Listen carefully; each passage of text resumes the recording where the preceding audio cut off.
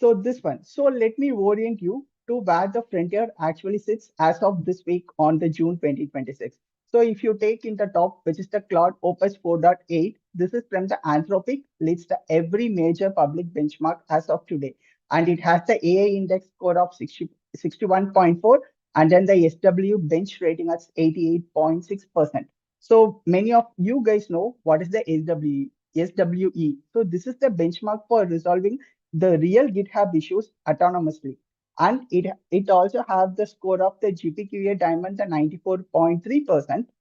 This is the score, which is the set of a graduate level science questions that most of the PhD students cannot answer. And it also powering Cursor and the Windsurf in the productions. So these are the tools usually we will be using in terms of that creating any kind of the tool or maybe creating any kind of the codes on the production environment. So on such kind of a tools like Cursor and Windsurf, currently the Cloud Opus 4.8 it is using in the production. So meaning it is not writing production code at the scale and not in any kind of a demo. And the one which I want to be like a much more specific about it, it is on the top right cell, which is the Minimax M3. So this is actually launched on the June 1st, which is 15 days ago. And it is an open weight and it introduces something called Minimax Sparse Attention. So I will get into this Minimax Sparse Attention in terms of that part one. So in where we are going to talk about to the transformer architecture and then everything. And as of now, to be, if I want make it as a very short version, it is nothing but it reduces that order of n squared attention complexity effectively to the order of 1 by 20 at 1 million token context. Currently, it beats the GPT 5.5 on the SWE Bench Pro at the 12 times lower cost. So if you guys really know about the bottom right cell, this is the one. That should shape you how you teach this material. So currently, the 8.2% average hallucination rate across the frontier models as per the Vectoros 2026 Leadership Board. So, and the MIT published in the 2025 that these models are 34% more confidence in its wrong answer when generating incorrect informations than when generating the correct informations. So if you guys really asking me, this is not at all a safety problem. It is the property of the softmax temperature and the next token prediction. So the model has no ground truth signal during a generation. It is optimizing for the plausibility, not accuracy. So the engineering response to this is retrieval grounding, not model fine tuning. And this is the one we are going to cover for today's the complete session. So there are the four sections, and I'm going to take probably like a 12 minutes of an each. With I'm because we already get delayed, and I will also try to accommodate is that any Q&A sessions can be accommodated today. Okay, so the first part, it is an LLMs and then the modern architecture. So in this one, we are going to touch base about to the transformer architecture, but not the 2017 overview. Probably you have seen guys 100 times, but what has actually changed?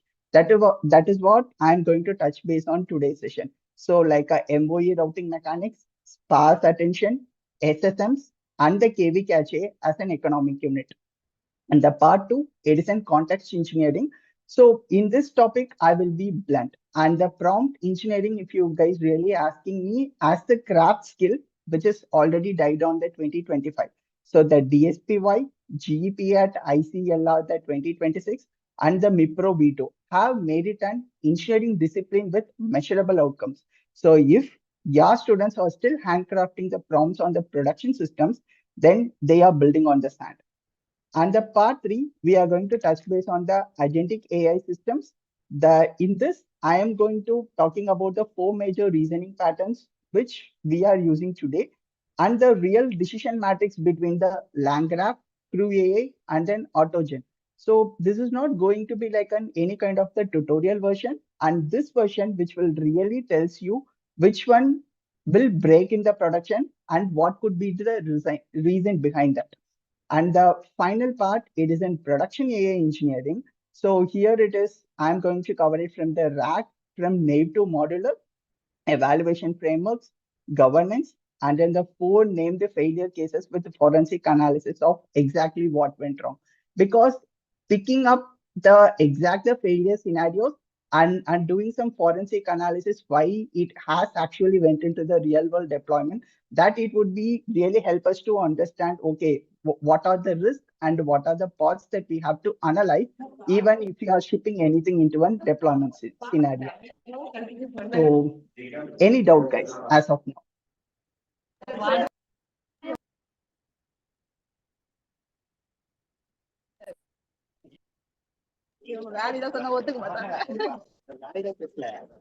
Okay. So then the first part, it is here in this one, we are going to talk about the transformer architecture. So this transformer architecture, it is actually 8 years old. And the core idea is self-attention, residual connections, layer normalizations, and the next token prediction. So these are the things not changed since Vaswani and then others when they have published from the 2017. What has changed is everything around it, and understanding that distinction important because it tells you which research they have to be prioritized. And in this one, I am going to the evolutionary timeline. So this complete the left panel, I have put into the timeline and how the overall the transformer is revolutionized over the period of a time. And that 2017, so here we got the self-attention. So the key insight was that you could directly model relationships between tokens regardless of their distance in the sequence by computing. Second year, no, Odia, ma'am. For 5 minutes. Okay, yeah. By computing a query key value dot product across all token paths. So the cost of that is order of n squared per layer. Can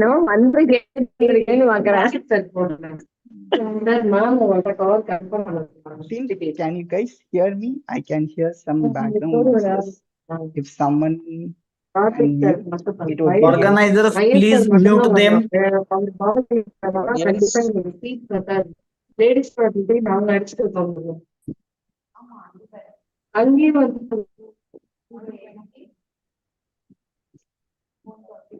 Yes, sir. Proceed, sir. Brother, sir, please. Yeah. Thank you. Yeah. So the cost of that is order of n squared per layer as sequence led doubles and the compute quadruples. So this was acceptable when the context windows were in the 2048 tokens. And it becomes an economic catastrophe when we are thinking about to the 1 million tokens, which we are currently in terms of the recent Claude Opus models or whatever that we are going to talking about. We will be talking about. And between the 2022, so we got the various pause attention mechanisms such as the long former, big bird that try to approximate the full attention by using the local windows plus a few global tokens. So these work, but they were just approximations and they required careful ensuring of which tokens were allowed to attend to which. And from the 2022 onwards, so the MOE coming into the picture. So this MOE, it's nothing but it's the mixture of experts. And this is the single most important architectural shift of the current generation. And already this MOE is used by Claude and then OpenAI in currently. We will also going to touch base in the later of the slides. And in general, what this MOE means, in this, instead of every parameter being active on the every forward pass, you have the n expert feed forward layers and the learned router. So each token, it's routed to the top k experts. So here you guys can think about this k typically equals from 2 out of 8 or 64 experts. So the only those experts activate, the rest sit idle. And what it would be the consequence? So you can have a model with the total parameter count of the 400 billion dense model, but the active parameter count of the 40 billion model on every single forward pass. So it would be like a same output quality, but the 5 times lower inference cost. So like, for example, if you guys taking the Olama 4, Gemini 3, Mixtral, the original GPT-4, all of them are currently using the MOE. And the one more thing, if you guys are really looking about to the load balancing, last term. So currently nowadays it is underappreciated. So without this specific thing, the router collapses to the routing all the tokens to the same two expert collapse. So the auxiliary loss forces the uniform expert utilization. So if you are training any custom MOE, so this is one of the hyperparameter that determines whether your expert diversity survives training or not. And now coming into the 2024 to the 2026, so this is where the two development worth your attention. So the first thing is state space models, which is we are calling as an SSM, and this is specifically the Mamba architecture from GU and Deo. So what this SSMs it's really doing means this SSM replace the attention with the recurrence over the structured state matrix. So that is the key properties for this SSM. One is order of n time and order of one memory per step versus order of n square time and order of n memory for the attention. So because of this, what it would happen, the selective state spaces also introduced in the Mamba to allow the model to dynamically adjust what it remembers based on the output content. So here the hybrid architectures combining the SSM layer with the sparse attention layer are emerging as a serious alternative to pure transformer stacks for very long sequences.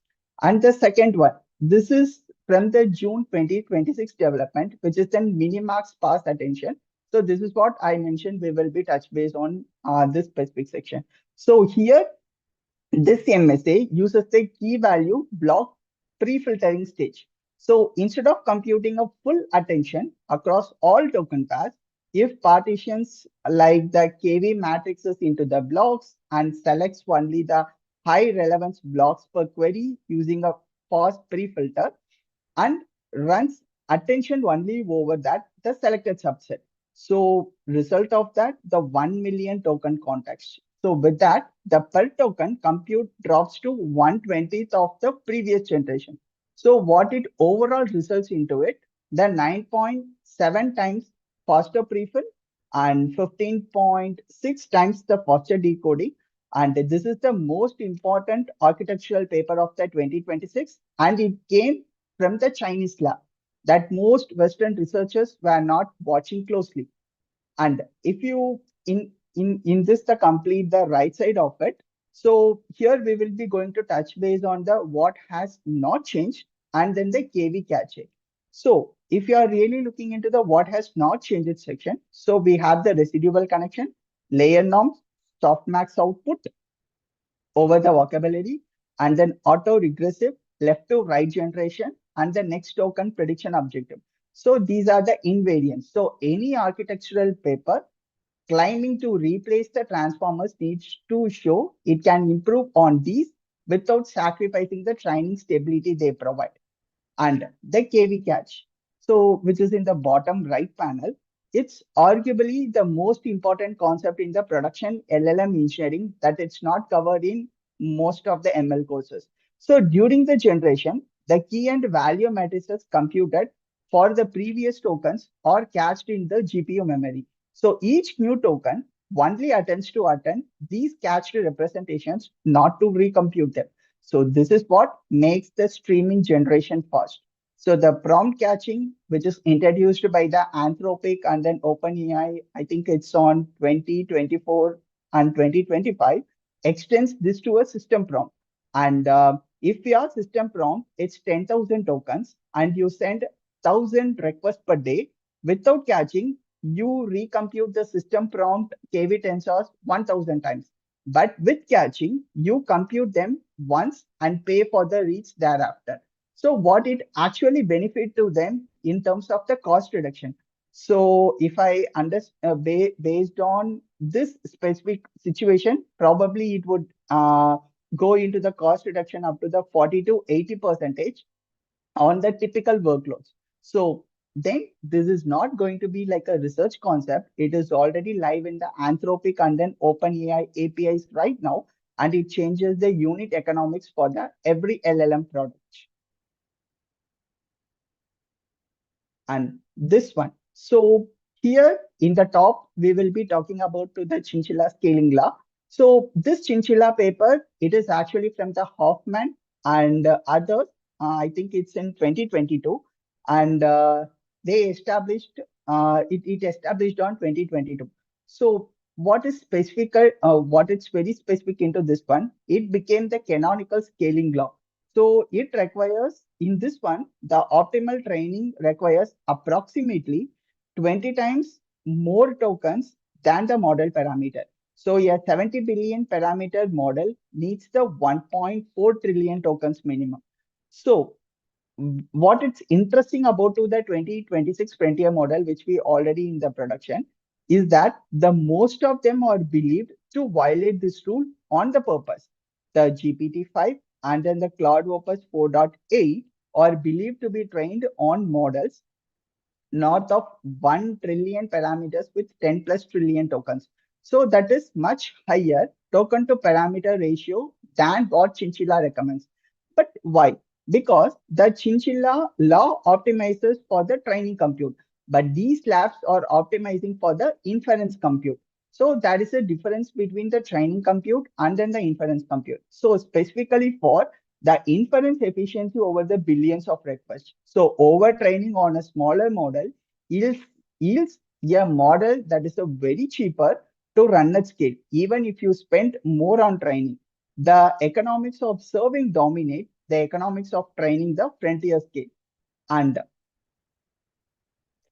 here on the right side, I am going to walk through about to the 5 models, because the architectural details matter for the deployment decisions as well. So the first one, if you are taking into the Cloud Opus the 4.8, as of now, Anthropic has not published about any architectural details, but it is widely believed to be like MOE based on inference efficiency profile. As of now, as I already gone through in my earlier slide, it currently leads every major benchmark. So the 1 million token context window and the model powering serious enterprise coding deployments. And the next one, it is a GPT 5.5, which is shipped in the April 2026. So here the architecture is, it is a dense transformer with an enhanced RLHF process. So the headline from OpenAI is in the 52.5%, it is actually reduction in the hallucination when we are trying to comparing from the GPT-5. But however, I want to flag that the number carefully, because it is a relative reduction on their internal benchmark, but not on Vector's independent leaderboard. So the absolute rate, it is not yet published based on, but if you are taking into the GPT 5.5, it is best for the agentic task and the computer use, which requires reliable multi-step instruction following.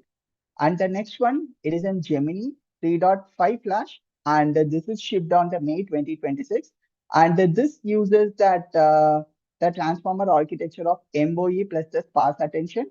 Currently, it beats the Gemini 3.1 Pro on the coding, and the agent benchmarks at 25% lower cost. So the Google's answer to the inference efficiency race.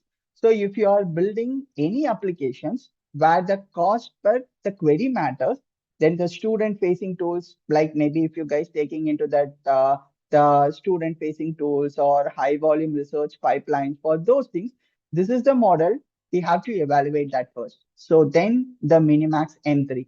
So which I have already described about this architecture earlier. It is just 15 days old, and the benchmark numbers are vendor supplied. It is not from it's have not been independently verified at the time of this session. So apply appropriate skepticism. But the architectural claim, the 95% computer reduction at the 1 million context via MSA. It described this enough technical detail and in the accompanying paper that is credible. And the final one, it is the Olama Post Scout. And this is then currently the Meta's, the current open weight flagship. Currently, it has then 16 experts and then the top two routing. And it has the 2600 tokens per second and then the 0.33 second time to first token. So if you are running AI workloads on the university GPU infrastructure, or if your research involves the privacy sensitive data that cannot leave your institution, then this is the model to the self-coach. So the inference speed is genuinely impressive. And if you are taking into the any of the most ML courses, which is the some of the architectural contents which is missing, even if you are taking in the 2026, those topics are the MOE load balancing, KV cache economics, the Chilchilla compute optimal versus the inference optimal training, and then the sparse attention mechanisms.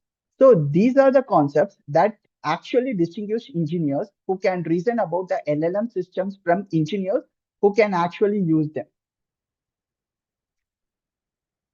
So this is the key topics from our the first part. And before I am going to the second part, do you guys have any questions or shall I proceed to the next topic? I think it's because of the time thing also we have.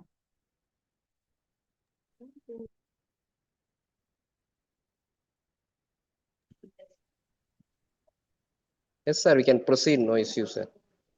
Okay, thank you, sir. Okay, so the part two. So here we are going to talk about to the context engineering. So here I'm going to make it as a very strong claim here, and probably if you guys want, you guys can also hold me to that itself. And here the handcrafted prompt, because in general, if you are really thinking about to the prompt engineering or context engineering, it is something, it is not going to be economically irrational in the 2026 because it is not as a learning tool, not as a way to understand how the models works, but as the way you design the production AI systems for the classifiers, RAG pipelines, or the multi-step reasoning workflows. Manual prompt iteration has been superseded by automated evaluation-driven optimization. So the number from the stats panels are sourced uh, from the DSPY with MIPRO V2 shows that 10 to 40% quality improvement over the manual prompting on RAG and classifiers, and which are from the Stanford NLP team. And GEPA introduced at ICLR 2026, it is a gradient free prompt optimizer that actually outperforms the GRPO, a reinforced learning method, by up to the 20%, and while using the 35 times fewer model rollouts.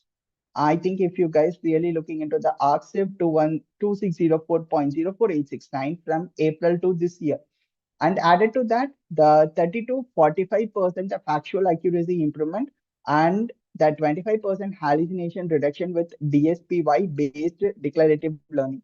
And MIT's the 2025 finding about the 34% higher confidence on the wrong answers, it's structural and it is worth dwelling on.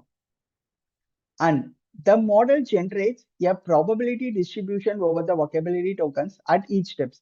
A fluent, a plausible sounding completion will have the high confidence token sequence because the training data contains the many similar fluent completions. So a factually incorrect but stylistically consistent completion looks identical to the model's internal representation as a correct completion. So there is a no ground truth signal during this generation. This is why the retrieval grounding is not optional for the factual task. It provides an external reference that the model cannot hallucinate around. And here, this left panel, if you guys looking out here, and it is an 4 context failure modes from the O'Reilly 2026 from the context engineering framework. And I want to go through each one because these map directly to the production incidents. So the first one, which is the context overflow, this is the most common one. And the model's context window, it isn't exhausted. So the behavior at the limit, it's the model dependent and then often unpredictable. So some models truncate gracefully and others degrade in the quality without warning. So the what it's a solution for a situation is it is in context compression. So summarizing, earlier turns before they fall out of the window or memory offloading to the retrieval system, that it would be like a better solution for this. And the second one, it is the lost in the middle. And this is a documented phenomenon from the Liu and others on 2023. And when you inject relevant context into a long prompt, the model exhibits primacy and recency effects. So it attends strongly to the beginning and the end of the context, and the middle, it is systematically suppressed. So for example, if you are doing rack and you are putting the most relevant document chunk in the middle of the 10 document context, and you are likely degrading your answer quality. So then how can we mitigate this? So anchor critical information at the beginning and the end of the context window. So however, this is not the optional one for the production track. And the third one, it is the context distraction. In this one, the irrelevant retrieved chunks in the context window do not just fail to help, and they actively hurt. So the model attends to everything it is given. The low precision retrieval poisons the context. So this is why the re-ranking using a cross encoder to score retrieved chunks for the relevance before inserting them into a prompt, and it's non-optional in the production track. However, I will be covering the same thing on the part 4 as well in a bit more the detailed manner. And the final one, it is a context poisoning. So this is an adversarial or the stale data in the context window, which corrupts outputs without any observable signal in the model's response. So the model will confidently synthesize the poisoned context with its parametric knowledge and produce outputs that look correct. So the prompt injection attacks works this way. So if you are building a system that ingest the user provided documents or the web content, you need to input validation and sandboxing before the context injection. And then if you are looking into the right side, so there are the right panels, which is going to cover the two most important tools for the production context engineering. So the one thing, it is for the DSPY from the Stanford NLP. It's a framework for treating prompts as a code. So you declare a signature, and here are my inputs, and here are my outputs, and here is the metric I want to optimize. So you provide a small data set of an examples. So the MIPRO V2 optimizer then automatically generates the candidate prompts and evaluates them against your metric and iterates. So the output is the prompt that optimized for your specific task, dataset, and model. So not a generic prompt that someone at a conference told you worked for them. And the next one, it is a GPA introduced at ICLR 2026 is the next step. So it is a gradient free optimizer built on the DSPY that uses the natural language reflection instead of the policy gradients. So rather than updating a reward model and then running rollouts, the GPA asks the LLM itself to reflect on why a prompt failed and propose on improved version. So it currently outperforms the GRPO, yeah, reinforced learning from the human feedback variant by up to 20% with 35 percentage of fewer text rollouts. So for the department, building AI systems in the Python, the DSPY plus and GPA is the stack. If you and you guys also go and read into the specific ArcSIV 2604.04869. If you guys want, go into the full technical treatment about this topic. And if you are really looking out into the model specific tactics and the Claude Advisor strategy in the Military 2026 paper is an interesting production pattern. So the authors guide sonnets in a shared context. So you use the more capable model to plan and critique and the cheaper model to execute. So the reported numbers from the production deployments, it is a 2.7% accuracy improvement and the 12% cost reduction versus using only Opus. So at scale, that 12% cost reduction, it is actually a significant one. And this specific slide, we are going to touch base about to the prompting patterns. and what it would be the concrete before and then the after with the measured gains. So here in this one, I think first we will be talking within the chain of thought. So this chain of thought, it has come from the way and the others. I think it is from the 2022, if I remember that correctly, based on the presentation. And they found the 15 to 40% improvement on the reasoning task by simply asking the models to think step by step. For example, the multi-step arithmetic problem. So without a chain of thought, the model produces an answer directly from the pattern matching. It is right on average, wrong on the specifics. But with the chain of thought, the model is forced to externalize its reasoning, and errors in the intermediate steps becomes visible and correctable. So the key insight here is the chain of thought, it is actually not a magic. It is forcing the model to produce the reasoning phrase that it would otherwise compress internally. So then the next one, it is a self-refined, which is in the top right. So this is published by Modern and others at 2023, and now a standard pattern in many of the production coding agents. So in this, the generator produces the output, a critical LM, which can be the same model, scores and annotates the output against the rubric. So the generator refines based on the feedback. So the n iterations until the critic passes. So this is the pattern inside currently in the Claude code, and the cursor codes the quality loops. So this improvement ranges from the 10 to 25% depending on the task complexity. So for code generation specifically, it is the difference between the code that runs and the code that is correct. So then next it's the tree of thought, which is in the bottom left. And this is published by Yayo and others, which explore the multiple reasoning branches simultaneously and allowed the backtracking. So the 74 percentage on the improvement on the game of 24 benchmark versus the standard chain of thought. So it is bit expensive when you are running the multiple reasoning chains in parallel. So, but it is actually worth it for the task where the solution space is large and then exploration matters. So then the next one is the meta prompting,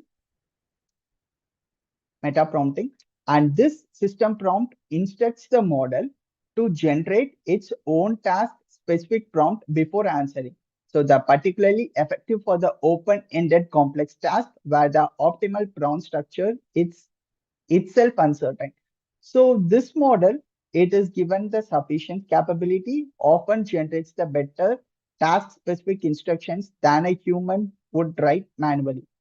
So the deepest insight from the 2026 context engineering research is that the quality of the context management system matters more than the quality of the individual prompts. So you need a retrieval system with an hybrid search, a re-ranker, a context assembly strategy that addresses the lost in the middle and an automated evaluation framework. So that system architecture, it is the product, the individual prompts or the configuration files.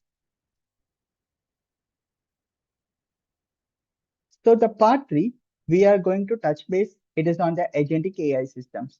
So in this one, I want to start with a number that should set the expectation for this section.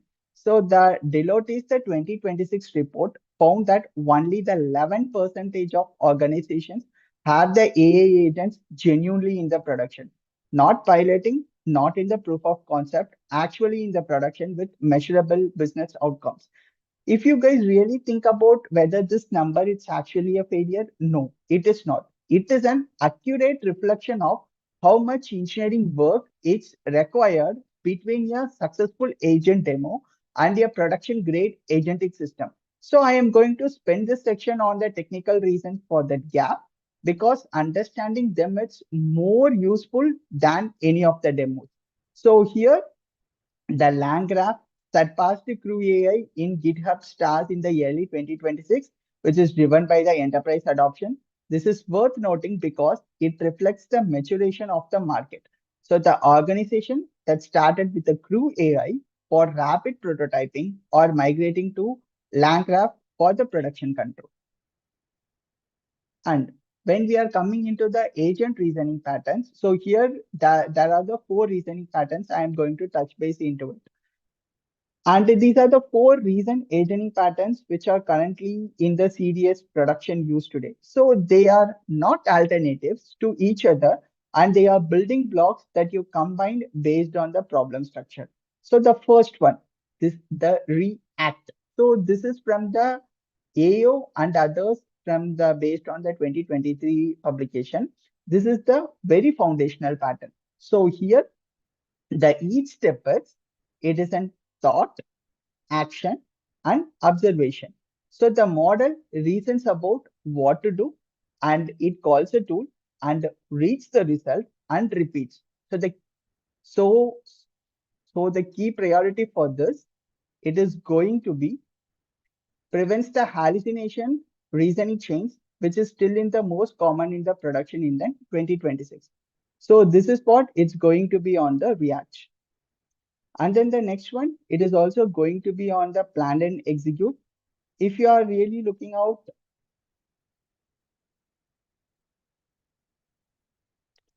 and this prevents before we are going into the plan and execute, probably I want to add the one more additional point on the React as well. So with this React, what we can do is it completely prevents the hallucinated reasoning chain, the failure mode where the model generates the plausible sounding multi-step argument that drift from reality from between the steps. And the one more thing, the pseudocode in the slide, it is worth reading. So you will notice that the thought step explicitly references what the tool returned in the previous observation. So that grounding is the entire mechanism. So the React without the reliable tool outputs, it is just chain of thought with an extra steps. So here if we want to use the React, obviously it also we need the reliable tool output. So without that, it will be just simply like the chain of thought only. So then the next one is the plan and execute. It is a separate planning LLM from the execution agents. So the planner decomposes the goal into a sequence of steps at the beginning. So the execution agents run the steps and report back. The planner replans on the failure. The pattern is better than the React for the long horizon task. So more than the 10 steps because it actually separates the strategic reasoning from the tactical execution. And you can use a more capable model for planning and cheaper model for the execution. So the cost is higher latency at the planning stage and the more complex orchestration. And the third one, it is an self-refine. It is an generator produces the output. So this is a critic LLM that scores and annotates, and the generator refines, and it will also do the repeat for the n iterations.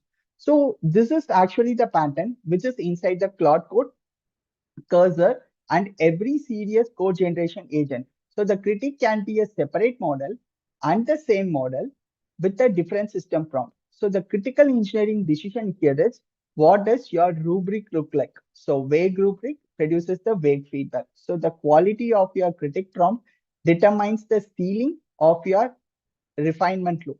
And the final one, it is a multi-agent debate. So here the multiple independent agents will be answering to the same question. Here and after that, there will be a moderator. That moderator either aggregates or votes. So if you're really taking into the theoretical basis, so the individual LLM carry the individual biases and then hallucination tendencies. So the independent agents are unlikely to hallucinate in the same thing in the same way. So because of that, the majority vote over the independent output filters, it's the noise. This is accurate, but the multi-agent debate measurably improve the factual accuracy on the benchmarks. So if you are really looking from the cost perspective, you are running n forward passes for the every question. So reserved for the high stakes factual task where the accuracy justifies the cost. And in this section, so this is the most practically useful slide in this complete section. So when you are advising a students or colleagues which framework to use, this is the decision logic.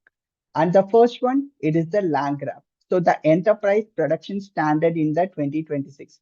So the mental model, it is a directed graph and its states are the nodes, transitions or edges, and you define the graph explicitly. So the state persistence in the post GRE SQL or the Redis. So the retry logic, human in loop checkpoints, and the audit trials or the first class concerns. It actually supports long running workflows, and that workflows that survive server restarts and can run for hours or days. Currently, it is used both in the Elastic and in the Replit in the production and adapted by all the LangChain agents as the runtime. And here also it has some limitation, but this limitation is real. So this, if you are taking into the land graph, it actually requires the graphic based thinking. So the teams which are unfamiliar with the state machine design phase, a steep learning curve. And this is a 2 to 3 year investment decision. So if you are choosing a framework for research project or a 1 semester course, then this overhead it's not justified. But if you are building something that will run on a production for the 3 years, then yeah, we can go with this, the land graph approach. Then the next one, it is the crew AI. So this crew AI, it is a role-based agent team. So in this one, the each agent has the role, backstory, goal, and tool set. So here it will follow into one researcher plus analyst plus writer and editor. So this actually maps directly to how business people think about on any task decomposition. So which is very fastest to prototype and the most intuitive for the non-engineers and the standard pattern in the courses and the tutorials. So, but however, when we are thinking about the production limitation, uh, here it also carries like the no built-in checkpointing for the long running workflows and the limited control over the agent to agent communication and coarse grained error handling. So the teams that start with Crew AI for prototyping often migrate to the land graph when they hit the production requirements. And this is not a criticism, but that is a migration path. It's the feature. I won't say it's actually not a bug. Then the final one, it is an autogen or the AG2. So then it is an Microsoft research and then the version zero point 0.4 and now branded AG2 and at the version 1.0 GA, it's a complete architectural redesign. So what it will actually do, a sync first, event driven, and then pluggable orchestration. So in this one, the group chat, it is the primary pattern. So the multiple agents in a shared conversations with an LLM selecting who speaks next. So here the LLM based speaker selection is the defining characteristics and the defining limitation. So it introduced non-determinism that makes behavior hard to reproduce. For code generation and then iterative refinement tasks, this non-determinism is acceptable. But if you want to create any creative exploration or for production control flows where you need the deterministic execution, it is not. If you are taking an autogen, it is an Azure native and it is the right choice on for the organizations which are already deep in the Microsoft stack. And the final one, it is an MCP protocol. So I think many of you already know about this, probably learned and then probably heard about very frequently with the terminology called the MCP. It is a model context protocol. So this one published by the Anthropic, the spec in the late 2024. And as of now, if I or maybe like an approximately, there are more than the 97 million installs by the March 2026. It also has the multiple things like the JSON RPC tool interface, model agnostic, framework agnostic, and it is now the standard way that the tool are exposed to agents across all major frameworks. So if you are building a tool that you want agents to use, like a database connector or maybe like a code executor or a search API, so you implement it is an MCP server and it works with whether it is in LangGraph, Do AI, AutoGen, and direct API calls without any modifications. So I would say this is an HTTP of an agentic AI. So that's where we might call the MCP as well. And before I am going into the production AI engineering, the one more point that I wanted to add about it. So the most of the thing to understand about the 89% of the organizations that have not deployed agents is that they are not behind. They are being prudent. So the gap between an impressive agent demo and the production grade agentic system, it is in 6 to 18 months of an engineering work on the evaluation frameworks. So because it also requires the observability, error recovery, and then the governance. So the 11% who are deployed now, this because they did that work. The 89% who are not deployed often know this too. And they are waiting until the tooling matures enough to justify the investment. And the final part of this session, it is in the production AI engineering. So as per the McKinsey's State of AI 2026 report, so the fewer than the 10% of an enterprises have scaled AI to deliver tangible and then the measurable value. The 80% cite data quality as the primary barrier. So I want to be very precise about what it exactly means. So it does not mean that the remaining 90% lack the technical capability. It means that the data quality.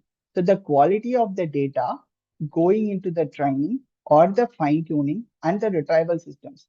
It is actually not an ML problem. It is an engineering and then the organizational problem. So you cannot solve it with a better model. You solve it with the data pipelines or and the schema reinforcement and the provenance tracking, and the organizational will clean your data before you build on it. And if you are looking into the Foresters, the 2026 figure, nearly the $14,200 per employee per year in hallucination mitigation cost. So that is cost of the human review, correction, and the quality control required when you deploy an LLM system that produces the incorrect output. So for a department of the 50 people, that is in 710K dollars per year in overhead. So this is the business case for the evaluation framework and the retrieval grounding. So it is not an abstract technical concerns. And here we will be going to discuss about to the 4 stages of the RAG architecture. So the top left where the most project starts, and then the bottom right where the most projects need to be in the production knowledge intensive task. First, it's an naive RAG. So in this one, here you will be chunk your documents at the fixed token boundaries and embed with the sentence transformer and store in a vector database. And after that, we will be doing the query and embed the question, cosine similarity searches and retrieve top K chunks and insert into a context, generate. And this is what every tutorial shows. And it also work in the demos as well. But when it really comes into our productions, the keyword queries where the key terms do not appear in the embedding cluster, which fail consistently. So, and also there is something called as a negotiation queries like which products do not support feature X, mislead the embedding similarity. And then another one pattern, we can take it as a multi-hop reasoning. So the what is the relationship between the A and B, where A and B are in the separate documents. So this also requires the multiple retrieval steps that the naive RAG does not perform. So based on the recency bias, if your documents are dated and you have the newer information, the embedding space does not encode recency. So the benchmark accuracy on a properly constructed evaluation set, the 45 to 55%. So if you are shipping naive RAG to the users, you are going to have a not kind of a good time. And the next part, it is an advanced RAG. So this is an hybrid retrieval. And if you are looking into from this one, this is a dense vectors plus BM25 and sparse keyword search. So the reciprocal rank fusion for the score merging across the retrievers. It is a query, rewriting, and before embedding the user's question, use an LLM to generate the more retrieval friendly paraphrase or use HIDE. So this HIDE, it is nothing but an hypothetical document embedding where you generate an hypothetical answer and embed that instead of the question. So the cross-encoder re-ranker after a retrieval, a separate model that scores each retrieved chunk for the relevance to a specific query. So this is the 2024 production standard, and the benchmark accuracy, it would be like an 68 to 78%. And the third one, which is the modular rack, this is the 2026 production standard, and that's what you should be teaching. So the query classifier at the front determines which retrieval strategy to use for this specific query type. So the multiple retrievers per query, the so here the multiple retrievers per query type. So adaptive chunking based on the semantic boundaries rather than the fixed token counts. So the document structures the matters for the retrieval. The metadata filtering before retrieval. For example, if a question is about the Q4 2025, the filter to documents from that period before running the vector search. And the self-RAG. So the model itself learns to decide when to retrieve and when to answer from the parametric memory. So based on the benchmark accuracy, it is also 80 to 88%. And the final one, this is the graph rack, and it's in Microsoft Research 2024. So it is actually a build a knowledge graph from your document corpus. Use community detection to identify the clusters of the related entities. At query time, the traverse, the graph combined with vector retrieval. So the 2 to 3 times better on the multi-hop reasoning task versus the vector only that. So the cost is order of n squared, the graph construction, which is expensive for the large corpora. So this is best for the static and or the slowly changing corpora where you can afford the construction cost once and then amortize it over the many queries. And the next slide. So this one, I'm going to spend the 4 minutes specifically to the 4 cases because they are the cases your students will encounter in the field and you will be asked about them. And the first one, which is in Meta, which is Avianca, which is on the US federal code from the 2023. So here in this one, a US lawyer submitted a legal brief to a federal court containing the citations to a 6 case precedents generated by the ChatGPT.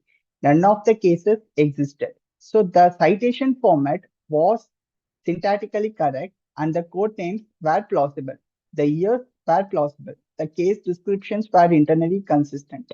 He was sanctioned. So the mechanism, the model was generating a plausible legal citation strings from the training data patterns, not retrieving the actual cases. So it has no access to the legal database. So the MIT 2025 finding is directly relevant here. So the model generated these citations with a high confidence because fluent legal text is well represented in the training data. So the fix is structural, not prompt based. So you need a legal database with the verified citations and a RAG system that retrieves the actual case text before generating the brief. And the next one, it is a new IPS 2015 citation hallucinations. In this one, the GPT-0 identified AA hallucinated citations in the 53 papers accepted at new IPS 2025. So the one of the most competitive AA conference in the world. So the citation slipped past expert peer reviewers because the format was correct, the title conventions were consistent with the real papers, and the authors were plausible names in the field. So this has the direct implications for the academic integrity policy in your departments. So the solution, it's not plagiarism direction, it is in citation verification. So the semantic scholar has an API. So before submission, every citation in an AA assisted paper should be verified against the semantic scholar corpus. So this is the 10-line Python script and it should be the mandatory one. And the next one, it is an Air Canada chatbot on the invented policy 2024. So the Air Canada deployed the customer service chatbot. A passenger asked about to the bereavement fare policy. So the chatbot told him he could purchase a full fare ticket and retroactively claim the bereavement amount. So Air Canada's actual policy explicitly prohibited retroactive claims. So the passenger relied on the chatbot statement and purchased the ticket and was denied in the discount. So a British Columbia tribunal ruled Air Canada fully liable. So here it isn't purely an engineering failure because the chatbot does not had no knowledge about to the boundary constraints for the policy statement. It synthesized a plausible sounding policy from the general knowledge about airline pricing practices. So this part how can be fixed? It is an customer facing agents making the policy commitments require read-only access to the verified policy documents via the RAC. So hence the human in the loop approval gauge for any commitment that has financial implications. And the final one, this is an Amazon hiring tool.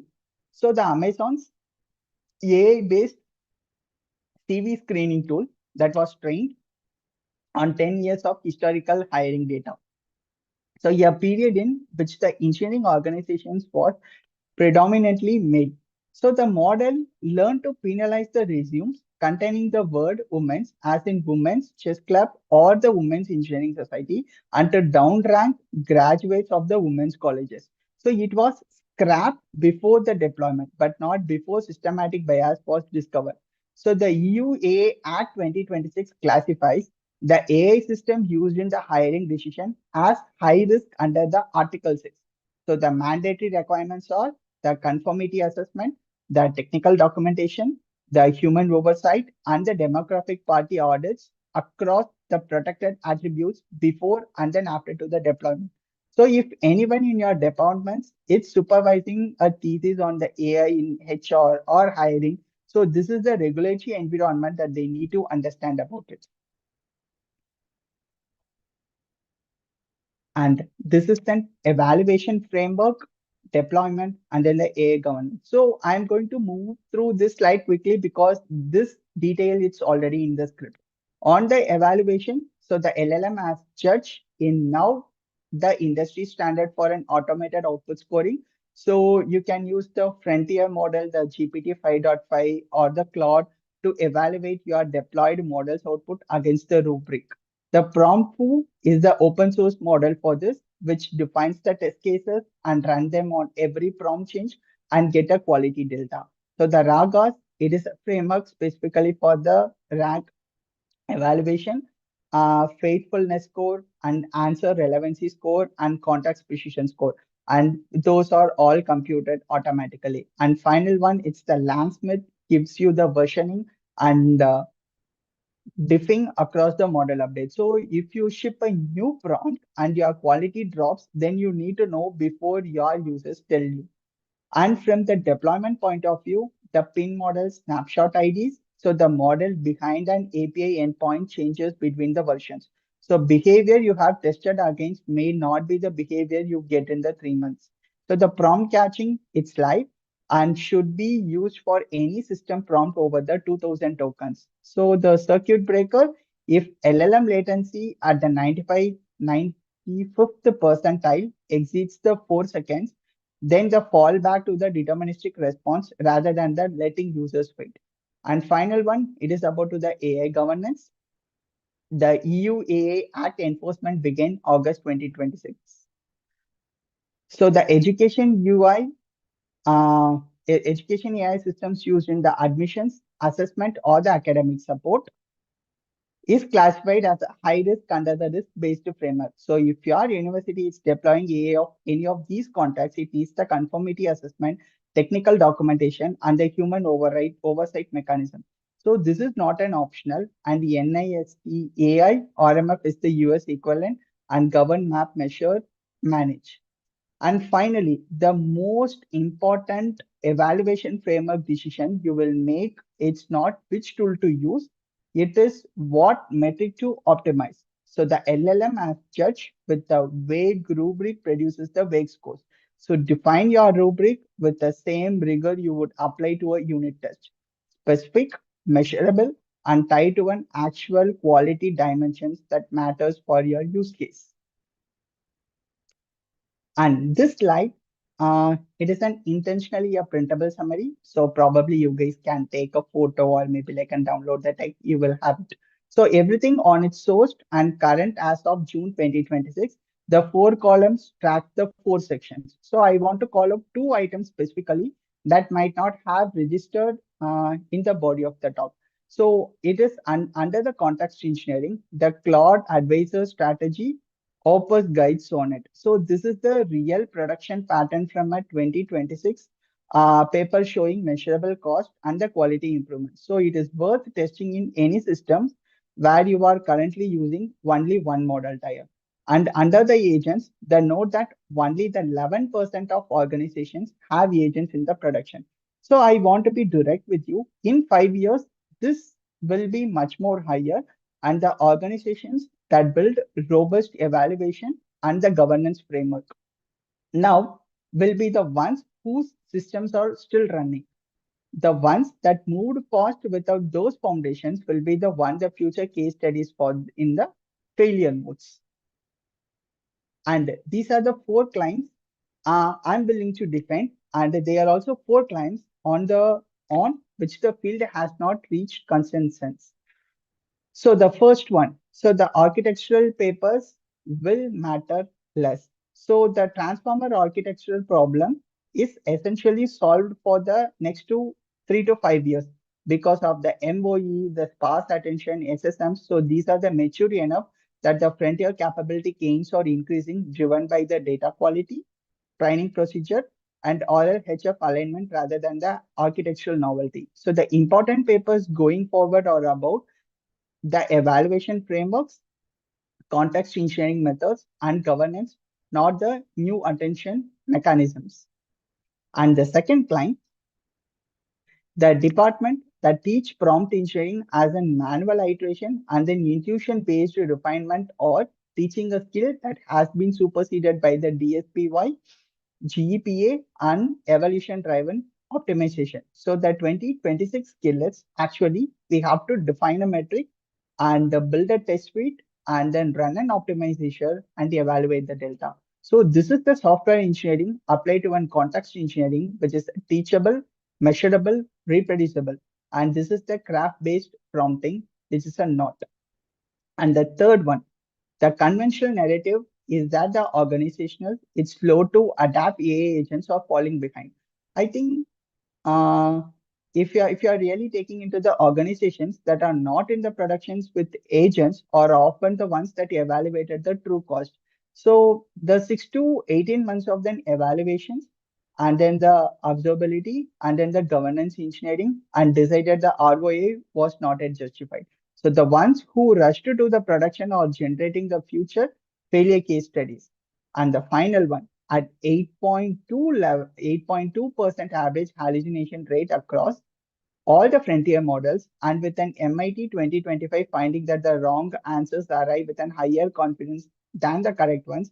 Hallucination, it is not a quality problem, and that model will improvements will fully resolve. So it is actually a structural property of the next token prediction from the parametric memory. So the correct long-term engineering response, it's a retrieval grounding, structured output validation, and then the evaluation framework. And it is not going to be not waiting for the model with a lower hallucination rate. And finally, it is an thank you so much for everyone. So with this one, I have shared the slide. I will be also sharing the slide deck and with the paper references or in the right panel. And all of them have also have the accessible URLs and then where I have been referred with all of these technical information and then everything.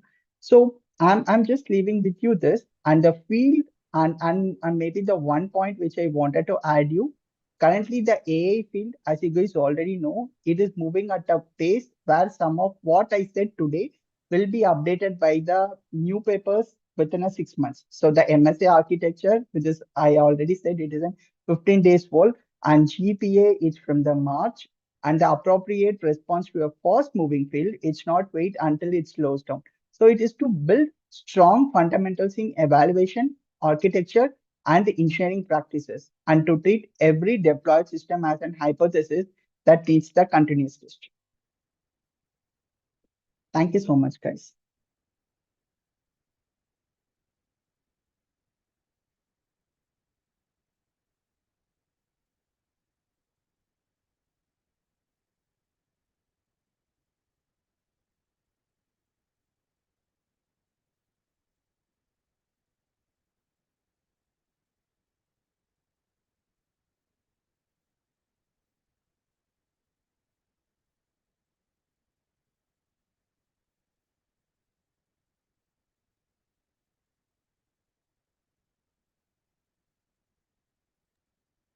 Thank you, sir. Thank you, ma'am.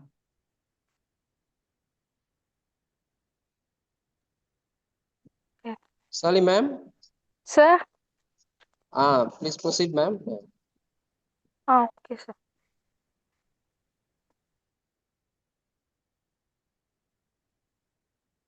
Good afternoon, everyone. It's my privilege to propose the vote of thanks. On behalf of A.MOHAMED SALEGH College of Engineering and the Department of AIDS, AML and CSPS, I sincerely thanks our resource person, Mr. Kanagaraj Kalyansundaram and Infosys for sharing valuable insights on AI in software development, quality assurance and deploy and industrial best practices. I extend my heartfelt thanks to our management, principal, head of the department, faculty members, and all the participants for her support and active participation. Thank you all for making this program success. Thank you all. Thank you, sir. Thanks, Kevin. Thank you, Mr. Thank you, sir. For audience, please kindly fill the feedback form already pasted in chat box. So we'll wait for 10 minutes, 5 minutes, and we'll wind up the session. Thank you, sir. Thank you very much.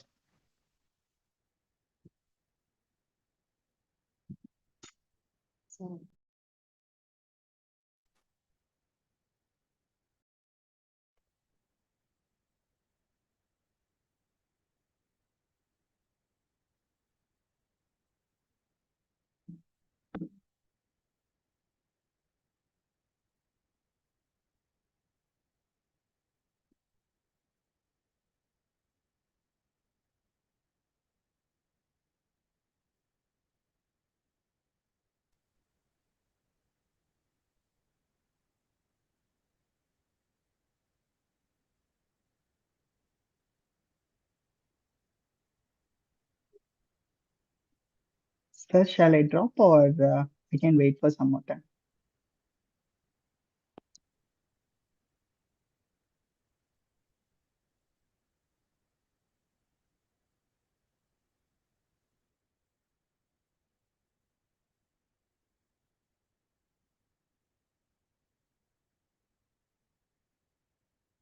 Sir, shall we leave?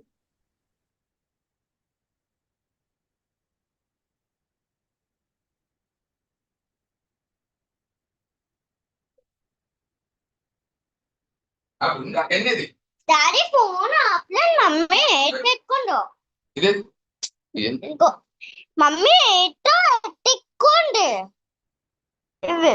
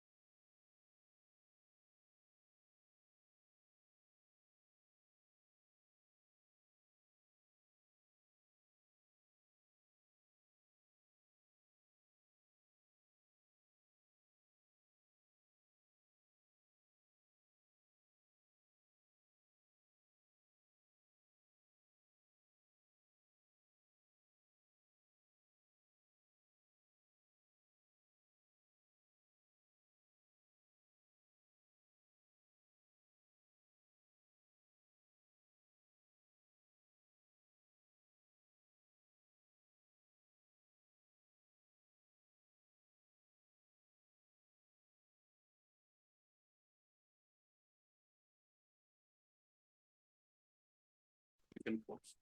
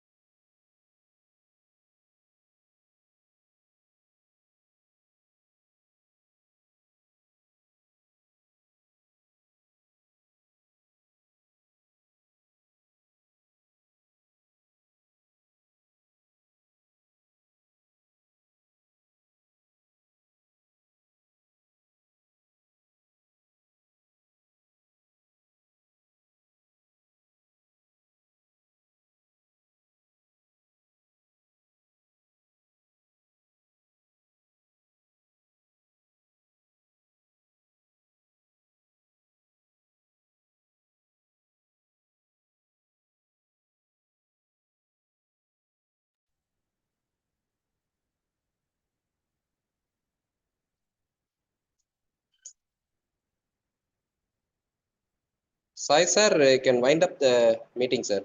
Thank you. Thank you, all.